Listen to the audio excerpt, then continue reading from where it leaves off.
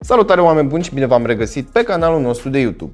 Astăzi vom vorbi despre Galaxy A71 sau telefonul cu care Samsung și-a spălat păcatele în segmentul mid-range. Înainte de merge mai departe, aș vrea să vorbesc puțin despre seria A celor de la Samsung. Cumva niște telefoane mid-range cu look foarte sexy, materiale premium la vremea aceea, adică dacă mai țineți minte, prin 2015 erau telefoanele A3, A5 și A7. Erau foarte arătoase, chiar dacă aveau TouchWiz și așa mai departe, erau printre puținele telefoane mid-range cu aluminiu.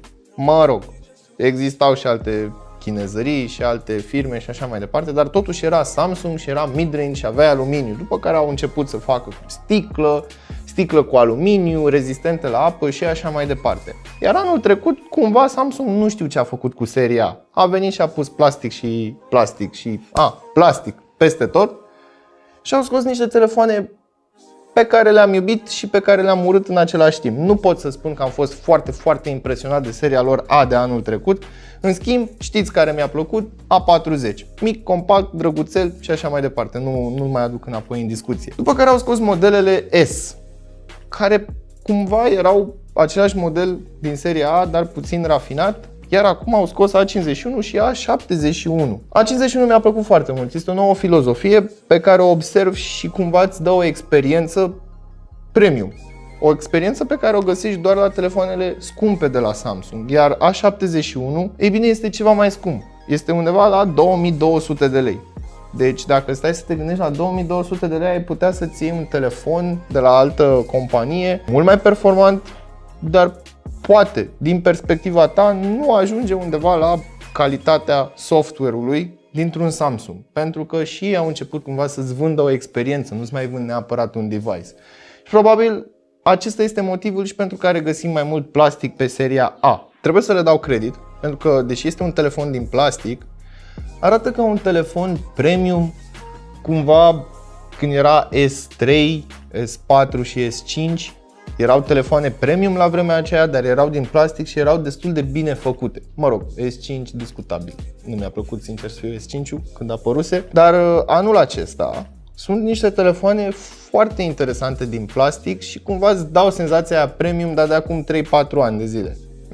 Nu contează. Hai, că nu e chiar atât de rău. În schimb, am rămas foarte impresionat de acest telefon la anumite capitole și, bineînțeles, am să vi le enumăr pe acestea.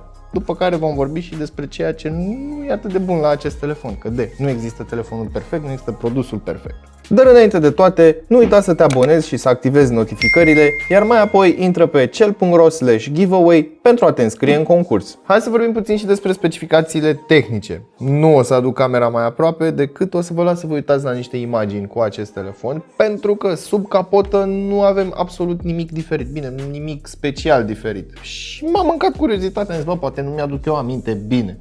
Exact ca și în cazul lui Galaxy A51, A71 este pur și simplu o variantă mai rafinată a lui A70, adică un design mai modern. Avem acum un pattern pe spate, această cameră, sau mă rog, aceste camere aranjată oribil din punctul meu de vedere. Adică dacă mai țineți minte când ieșise Galaxy A9 2018, toată lumea a sărit în sus că sunt 4 camere una sub cealaltă și atunci parcă nu era atât de rău. Acum sunt 4 camere puse într-un dreptunghi și cu un spațiu gol, măcar dacă puneau acolo un senzor cu infraroșu sau habar n-am, mai puneau ceva acolo. Mergem mai departe către procesor, unde A70 și A70s aveau seria 600, mai precis 675. Acum avem seria 700, 730 mai exact. Primul cluster, adică primele două nuclee, au o frecvență de 2,2 GHz pe acest telefon versus 2,0 GHz pe seria 600. Celelalte coruri, celelalte 6 coruri au 1,8 GHz. Practic au cu o firimitură mai mult, 1,7 pe ce e vechi, cu 1,8 pe ce e nou. Cu toate astea există mici diferențe pe care le observi doar în momentul în care le ai unul lângă celălalt sau le-ai butonat. Așa dacă stai să te uiți la un review și după aia te uiți la un review la celălalt, cam greu să-ți dai seama. De aceea am luat decizia să le aduc și pe celelalte două în discuție, pentru că mi se pare normal. În final e cam același telefon dacă stai să te gândești, doar că e un pic mai schimbat. Bun, RAM, ăsta pe care l-am eu aici, dacă nu mă înșel, exact, vine cu 128 de GB spațiu de stocare intern, ceea ce este un plus. Sincer, multe telefoane au început să aibă foarte mult spațiu de stocare intern și dacă stai să te gândești așa, nici măcar nu mai ai nevoie de card. La 128, sincer, abia am reușit eu să-l umplu pe A9. Dar ăsta este un caz izolat, pentru că mie îmi place muzica și îmi place să învărs muzica acolo. Nu toată lumea face chestia asta, nu toată lumea are o chichiță să stea, să facă, să dreagă, să playlist-uri și așa mai departe. Dar consider că 128 de GB sunt suficienți. Poți să faci și backup, poți să faci și backup pe cloud, după aia poți să descarci totul pe un hard sau pe un SSD sau pe whatever. 8 GB RAM cu 128, 6 GB cu 128. Cam asta este plaja în care se învârte acest telefon. Camera. Hai să vorbim despre camera principală. Și aici mi se pare o chestie foarte interesantă. A70 avea camera principală de 32 de megapixeli f1.7. Sărim către A70s 64 de megapixeli f1.8. Sărim către A71 64 de megapixeli f1.8. Deci, camera principală nu se deosebește foarte mult de modelul anterior, de A70s. În schimb, avem ceva nou. 12 megapixeli f2.2, cameră ultra-wide, 5 megapixeli f2.4, cameră macro. Și bineînțeles avem și acel 5 megapixeli f2.2 pentru profunzime. Camera de selfie 32 de megapixeli f2.2 versus celelalte două modele unde aveam tot 32 de megapixeli, dar f2.0.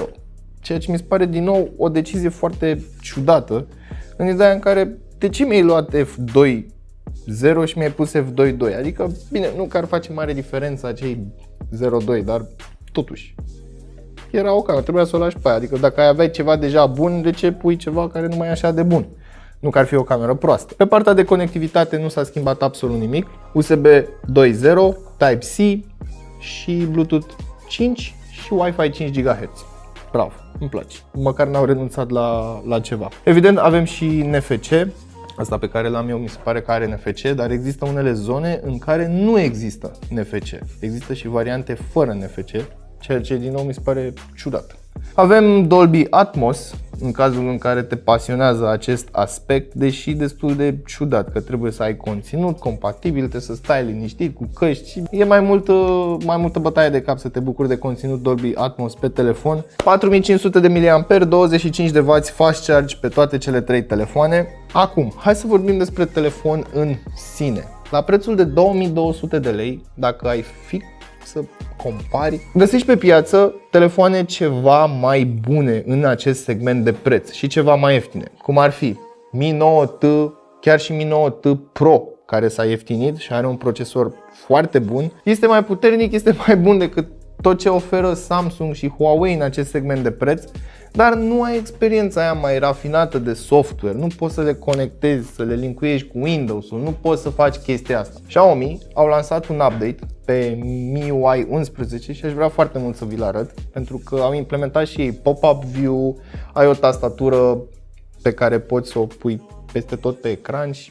În fine, au făcut și ei ceva similar de la Samsung și dacă vreți vă arăt acest lucru, este destul de interesant și mi se pare o evoluție interesantă a sistemului lor de operare. Între 2000 și 2500 de lei, Galaxy S10e mi se pare o alegere foarte bună pentru cei care vor un telefon compact, deștept, rapid și cumva foarte flexibil. O altă alegere bună ar fi LG V40.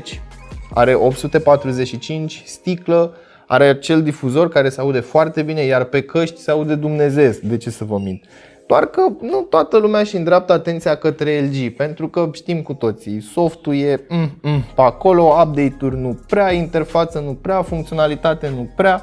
Și cu toate acestea, uite că ai un telefon foarte performant care în anumite cazuri pur și simplu se împiedică. De ce? Pentru că software-ul nu este atât de bine optimizat și abia aștept să văd momentul acela în care LG își dă ceva mai mult interesul pe partea de software, interfață și experiență de utilizare, pentru că hardware-ul este foarte competent, iar atunci când am avut eu un LG G7 am fost cât se poate de impresionat de acel boombox speaker, de calitate audio și bineînțeles de ecran și cameră. Personal consider că este un telefon foarte interesant, este un telefon Foarte bun și din punct de vedere software îți oferă acea experiență apropiată de telefoanele flagship ale lor. Și atunci mi se pare o idee foarte interesantă. Bă, uite, îți dau un telefon mai ieftin. Nu este la fel de performant ca ceea ce am eu de top, dar uite, poți să faci aceleași lucruri pe el, din punct de vedere al software-ului. Nu că toată lumea ar face lucruri productive pe telefonul mobil, dar dacă vrei, deja ai această posibilitate. Și mi se pare un aspect foarte interesant. Cel puțin eu îl consider foarte interesant, pentru că înainte, când aveai un telefon ieftin de la Samsung, n-aveai nici cealaltă. Până la urmă ce aveai? Aveai Samsung Notes, calendarul, același design cumva la aplicația de notițe, de sistem și atât.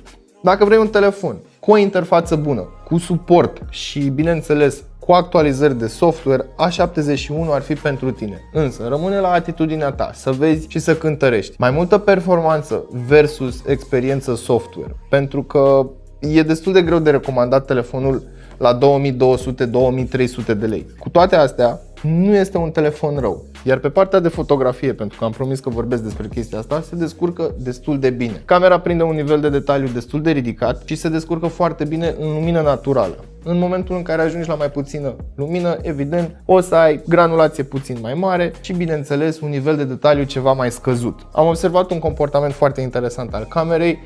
Câteodată are shutter lag. Apeși să facă poza, stă el, se gândește și abia după aia declanșează. Ceea ce mi se pare ciudat. Cu siguranță este un aspect tehnic care ar trebui rezolvat din punctul meu de vedere, dar se rezolvă foarte ușor cu un update de soft. Și atunci poate vor rezolva și acest impediment. Mai mult de atât, nu am ce să comentez la acest telefon. Nu sunt atât de multe lucruri de rău de spus despre acest telefon și cumva în sfârșit văd un mid-range de la Samsung destul de bine de tot rafinat, dar cam scump. Cam atât pentru astăzi, până data viitoare știți ce aveți de făcut. Nu uitați să verificați descrierea pentru linkuri utile și prețuri actualizate. Dacă vreți să vă dați cu părerea despre acest dispozitiv în secțiunea de comentarii de mai jos, sunteți bineveniți și salut!